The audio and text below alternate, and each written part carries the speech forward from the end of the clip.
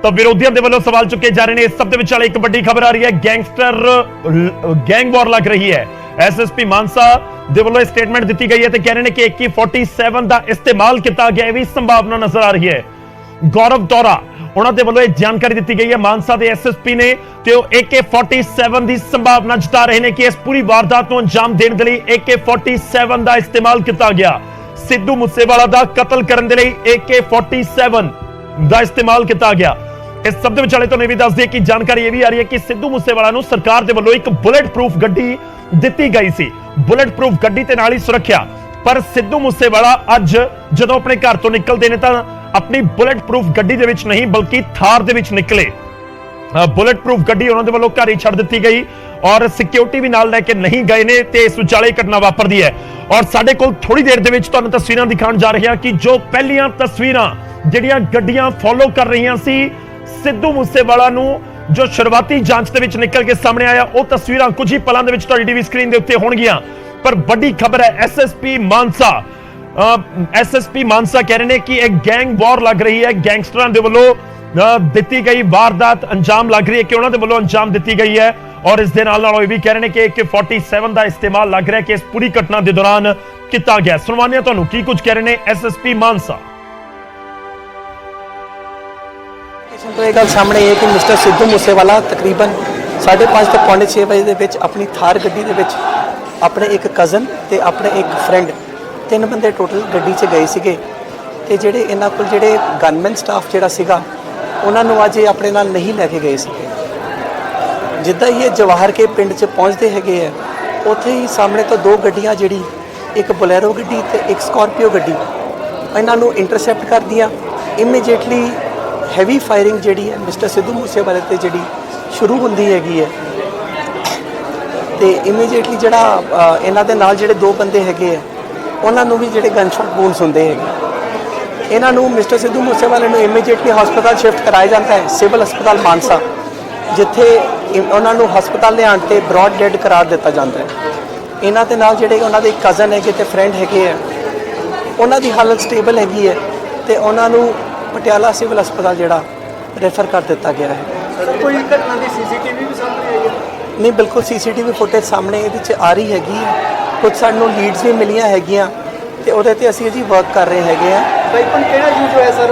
Weapon सानूं कुछ 9mm के खोल मिले है ते होर भी जिहड़े वेपन्स है वो भी मतलब उसकी संभावना जिहड़ी हो सकती है 315 बोर की भी संभावना हो सकती है। सरकारी की गल आ रही है सर? उसकी संभावना हो सकती है जी, बाकी तफ्तीश के दौरान गल क्लीयर होएगी। पुलिस किस एंगल से जांच कर रही है सर? गैंगस्टर इस तो इलावा जिहड़ा ये प्राइमा फेसाई सानूं लग रहा हैगा ये इंटर गैंग राइवलरी करके जिहड़ा जिहड़ी अज वारदात जिहड़ी ये होई हैगी है, ये जिहड़ा इन्हां दे जिहड़े मैनेजर साहब सीगे वो विक्की मिड्डू खेड़ा मर्डर केस दे विच वो जिहड़े उन्हां दा नाम फिगर आउट कीता सी ते now he is absconding, Australia चले गए हैं ना, तो दिल्ली पुलिस नूं वो वांटेड भी हैगे है।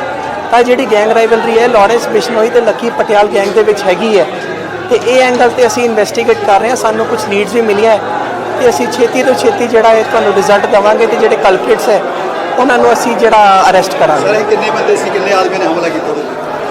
ਇਹਦੇ ਵਿੱਚ ਹਜੇ ਐਜ਼ ਆਫ ਨਾਓ ਕਲੀਅਰ ਨਹੀਂ ਹੈਗਾ ਹੈ, ਪਰ 6 ਤੋਂ 8 ਇਨਵੈਸਟੀਗੇਸ਼ਨ ਤੋਂ ਇਹ ਗੱਲ ਸਾਹਮਣੇ ਹੈ ਕਿ ਮਿਸਟਰ ਸਿੱਧੂ ਮੂਸੇਵਾਲਾ ਤਕਰੀਬਨ 5:30 ਤੋਂ 6:45 ਵਜੇ ਦੇ ਵਿੱਚ ਆਪਣੀ ਥਾਰ ਗੱਡੀ ਦੇ ਵਿੱਚ ਆਪਣੇ ਇੱਕ ਕਜ਼ਨ ਤੇ ਆਪਣੇ ਇੱਕ ਫਰੈਂਡ 3 ਬੰਦੇ ਟੋਟਲ ਗੱਡੀ 'ਚ ਗਏ ਸੀਗੇ ਤੇ ਜਿਹੜੇ ਇਹਨਾਂ ਕੋਲ ਜਿਹੜੇ ਗਨਮੈਨ ਸਟਾਫ ਜਿਹੜਾ ਸੀਗਾ ਉਹਨਾਂ ਨੂੰ ਅੱਜ ਆਪਣੇ ਨਾਲ ਨਹੀਂ ਲੈ ਕੇ ਗਏ ਸੀਗੇ। ਜਿੱਦਾਂ ਹੀ ਇਹ ਜਵਾਹਰ ਕੇ ਪਿੰਡ 'ਚ ਪਹੁੰਚਦੇ ਹੈਗੇ ਹੈ, ਉੱਥੇ ਹੀ ਸਾਹਮਣੇ ਤੋਂ 2 ਗੱਡੀਆਂ ਜਿਹੜੀ ਇੱਕ ਬੋਲੇਰੋ ਗੱਡੀ ਤੇ ਇੱਕ ਸਕਾਰਪੀਓ ਗੱਡੀ इन्हां नूं इंटरसैप्ट कर दिया। इमीडिएटली हैवी फायरिंग जिहड़ी है मिस्टर सिद्धू मूसेवाले ते जिहड़ी शुरू होंदी हैगी है ते इमीडिएटली जिहड़ा इन्हां दे नाल जिहड़े 2 बंदे हैगे है उन्हां नूं भी जिहड़े गनशॉट वूंड्स हुंदे हैगे। इन्हां नूं मिस्टर सिद्धू मूसेवाले नूं इमीडिएटली हस्पताल शिफ्ट कराया जाता है, सिविल हस्पताल मानसा, जिथे उन्हां नूं हस्पताल लिआउण ते ब्रॉड डेड करार दिता जाता है। इन्हां दे नाल जिहड़े उन्हां दे कज़न हैगे ते फ्रेंड हैगे है, उन्हां दी हालत स्टेबल हैगी है ते उन्हां नूं पटियाला सिविल हस्पताल जिहड़ा रेफर कर दिता गया है। सर कोई घटना की CCTV भी सामने आई है? नहीं, बिल्कुल CCTV फुटेज सामने ये आ रही हैगी है। कुछ सानूं लीड्स भी मिलियां हैगियां ते उहदे ते असीं जी वर्क कर रहे हैगे हैं। वेपन किहड़ा यूज होया सर?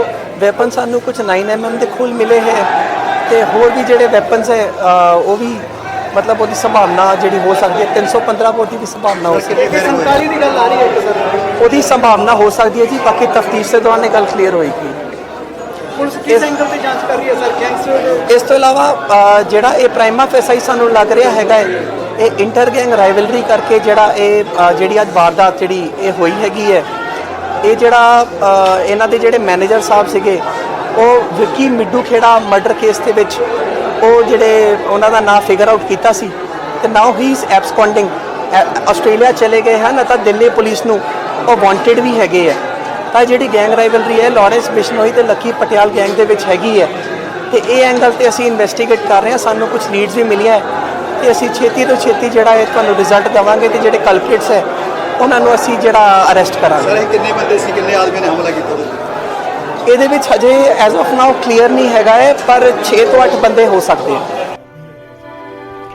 ਤਾਂ ਐਸਐਸਪੀ ਮਾਨਸਾ ਦੇ ਵੱਲੋਂ ਜਾਣਕਾਰੀ ਦਿੱਤੀ ਜਾ ਰਹੀ ਹੈ ਕਿ ਇਹ ਦੋ ਗੈਂਗਸ ਦੇ ਵਿਚਾਲੇ ਦੀ ਵਾਰ ਲੱਗ ਰਹੀ ਹੈ ਔਰ ਲਾਰੈਂਸ ਬਿਸ਼ਨੋਈ ਗੈਂਗ ਦੇ ਨਾਲ ਵੀ ਜੁੜ ਰਹੇ ਨੇ ਇਸ ਦੇ ਪੂਰੇ ਤਾਰ ਤੇ ਇਸ ਸਭ ਦੇ ਵਿਚਾਲੇ ਕੁਝ ਤਸਵੀਰਾਂ ਸਾਡੇ ਤੱਕ ਪਹੁੰਚੀਆਂ ਨੇ, ਉਹ ਵੀ ਅਸੀਂ ਤੁਹਾਨੂੰ ਦਿਖਾ ਰਹੇ ਹਾਂ ਕਿ ਇਹ ਤਸਵੀਰਾਂ ਉਸ ਬਲੈਰੋ ਗੱਡੀ ਤੇ ਇੱਕ ਹੋਰ ਦੋ